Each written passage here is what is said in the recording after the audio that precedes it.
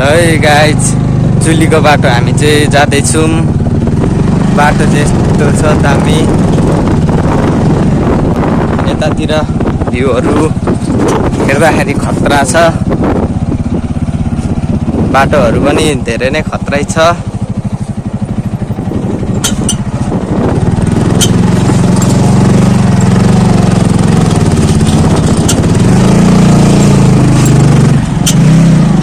बाटो त निकै नै डेन्जर छ।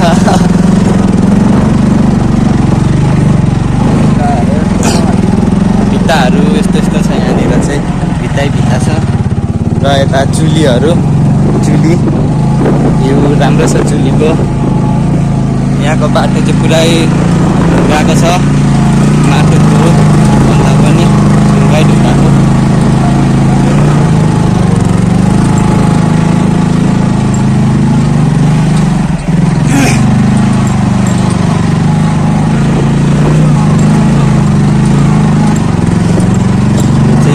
पानी बाटो दमक झरिँदैछ।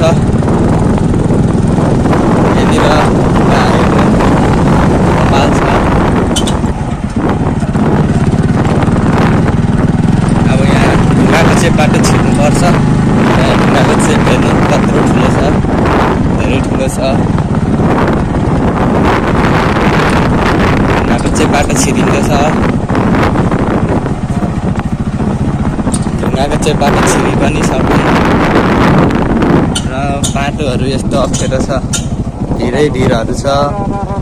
सरर अलि वान मिस्टेक भयो भने गेम फिनिस हुन्छ। यहाँ चाहिँ चान्चुने राइडर आइपुग्दैन यो बाटोमा, अलिक खाइसकेकै हुनु पर्यो।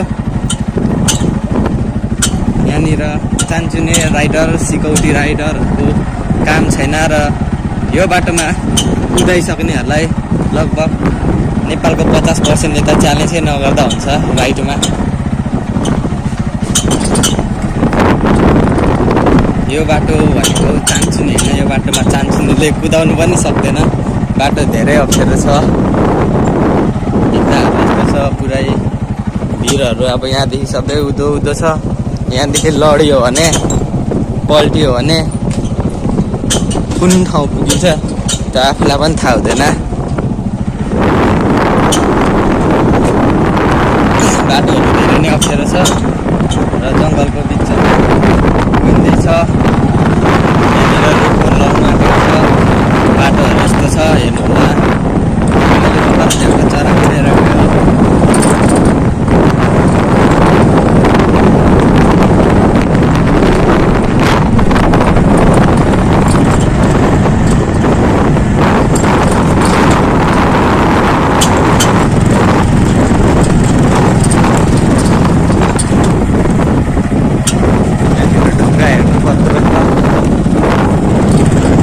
यहाँनिर काठ कटिङ हुँदो रहेछ।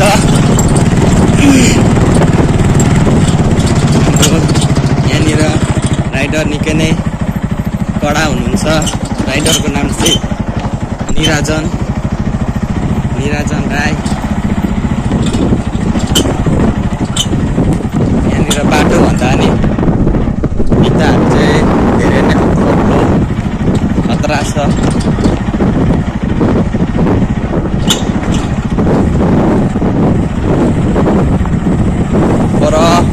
एउटा पिकअप आउँदैछ, त्यो पिकअपलाई हामी छिट्टै भेटाउनेछौँ। र भिरहरू हेर्नु सक्नुहुन्छ। यहाँदेखि यो बाटो, यहाँदेखि यो डिलदेखि उधो सबै भिरै भिर हो।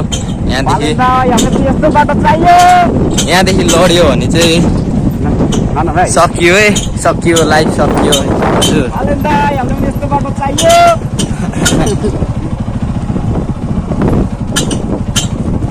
यहाँ बाटो हेर्नु सक्नुहुन्छ। बाटो यहाँ निकै नै अप्ठ्यारो छ, बाइकमा सखप छैन र अलिक अप्ठ्यारो हुँदैछ। चारैतिर हेर्नु होला, देखाइराखेको छु चारैतिर। यहाँनिर भित्ताहरू धेरै अग्लो छ, हेर्नु। र यहाँनिर बाइकले स्लिप खायो भने मान्छे सधैँको लागि स्लिप हुनेछ यो बाटोमा चाहिँ। त्यही भएर बाइक स्लिप नहोस्, स्लिप नगरौँ।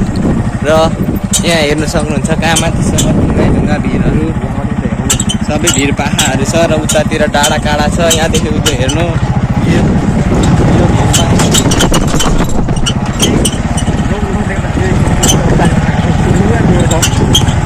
म त ब्रेकको लाग्नु छोडो होला बुढो त बाइक दा भनेको त त्यहाँ भिड देखाउनुलाई म त ब्रेक हान्दाखेरि ओह्रालोमा लागेन र बत्ती जाँदैछ भन्ने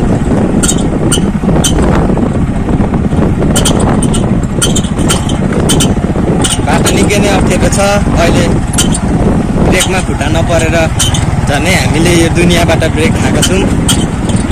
तपाईँहरू चिन्ता नलिनु, तिमीलाई मर्नुबाट डर लाग्दैन, बरु मार्नुबाट डर लाग्छ।